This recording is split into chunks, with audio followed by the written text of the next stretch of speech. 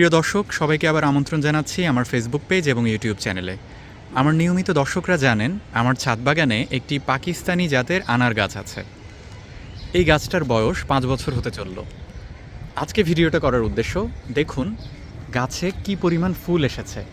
মাশাল্লাহ, প্রায় প্রতিটি ডালের ডগায় একাধিক ফুল রয়েছে।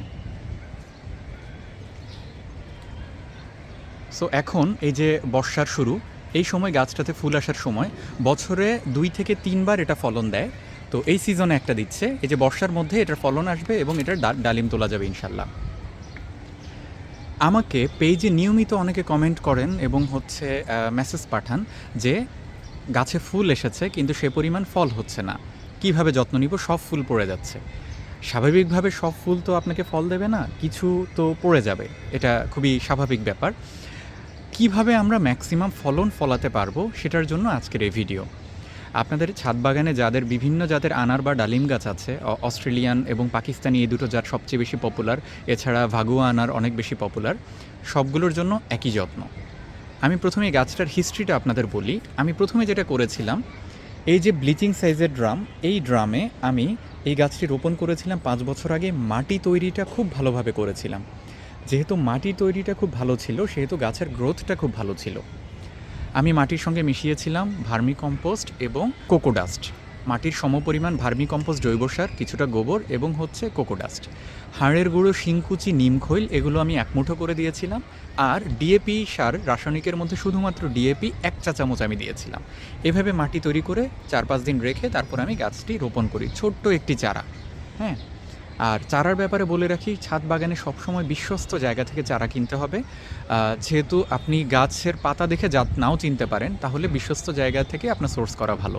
আপনার যদি সেরকমটা না থেকে থাকে, আমার ফলোয়ারদের জন্য আমি সবসময় বিশ্বস্ত জায়গা থেকে সঠিক জাতের চারা সোর্স করে দিতে সাহায্য করি। আপনারা আমার মাধ্যমেও চারা কিনতে পারেন। আচ্ছা, এখন বলি এই যে ফুল এসেছে, এখন আমি কীভাবে যত্ন নিব। যেহেতু এটা বর্ষাকাল, প্রতিদিন পানি দেওয়া লাগছে না। একবার বৃষ্টি হলে দেখা যাচ্ছে 2-3 দিন গাছ ভেজা থাকছে, এই সময় আমি কিছু দেই না।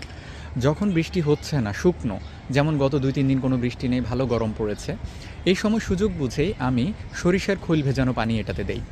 এতে গাছের নাইট্রোজেনের চাহিদা পূরণ হবে। এছাড়া আমি কলার খোসানো ভেজানো পানি অথবা রাসায়নিক পটাশ 2 চা চামচ আমি এর মধ্যে দেই। খৈল কীভাবে দিতে হবে, রাসায়নিক পটাশ কীভাবে দিতে হবে, এটার জন্য আমার আলাদা ভিডিও আছে। আপনারা যদি সেগুলো তৈরি করার নিয়ম জানতে চান, আমাকে ইনবক্স করতে পারেন, কমেন্টে জানাতে পারেন, আমি সেই ভিডিওগুলোর লিঙ্ক আপনাদের সঙ্গে শেয়ার করব। আপনি যখন কলার খোসা ভেজানো পানি অথবা রাসায়নিক পটাশ দেবেন, এই দুটোই গাছের পটাশিয়ামের সোর্সে পেতে হেল্প করবে, পটাশিয়াম পেতে হেল্প করবে। সো ফুল ঝরে পড়া রোধ করবে এবং ফলনটা খুব ভালো হৃষ্টপুষ্ট ফলন দেবে। আর গাছের কাণ্ড শক্ত রাখবে, এটার জন্য আপনার সরিষার খৈল দিতে হবে। রোগ প্রতিরোধ ক্ষমতা এই সময় খুব ভালো থাকতে হবে গাছের। এই দুটোই আপনাকে ভালোভাবে রোগ প্রতিরোধ ক্ষমতা বজায় রাখতে সাহায্য করবে।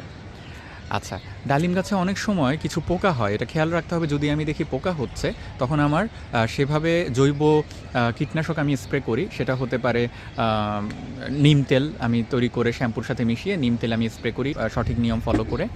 এছাড়া ডিটারজেন্ট আপনি স্প্রে করতে পারেন। আর যদি একান্ত রাসায়নিক দিতেই হয়, সেটা ফুল থাকা অবস্থায় দেবেন না। ফুল আসার আগে অথবা ফুল থেকে যখন ফলন হয়ে যাবে, তখন আপনি রাসায়নিক কীটনাশক দিতে পারবেন।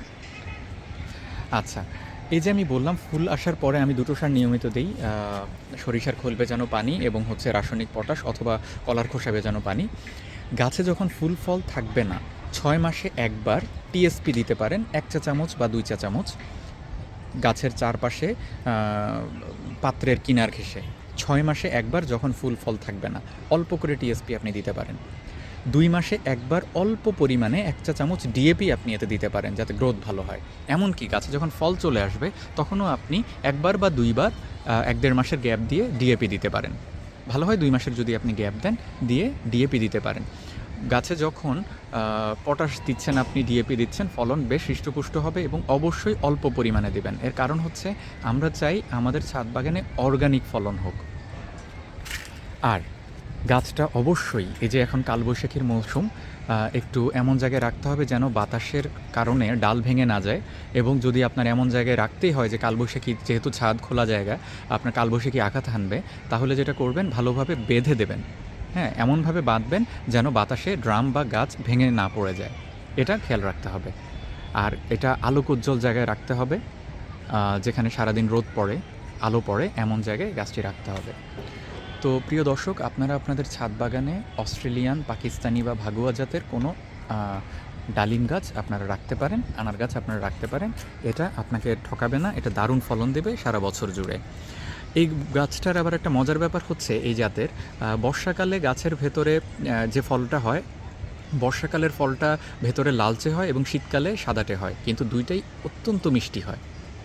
তো দর্শক, আপনারা যদি সঠিক জায়গা থেকে সঠিক মানের এবং সঠিক জাতের চারা সোর্স করতে চান, আমাকে ইনবক্স করতে পারেন, আমি আপনাদেরকে চারা পেতে হেল্প করব। সবাইকে ভিডিওটি দেখার জন্য ধন্যবাদ জানাচ্ছি। ভালো থাকবেন, সুস্থ থাকবেন। আল্লাহ হাফেজ, আসসালামু আলাইকুম।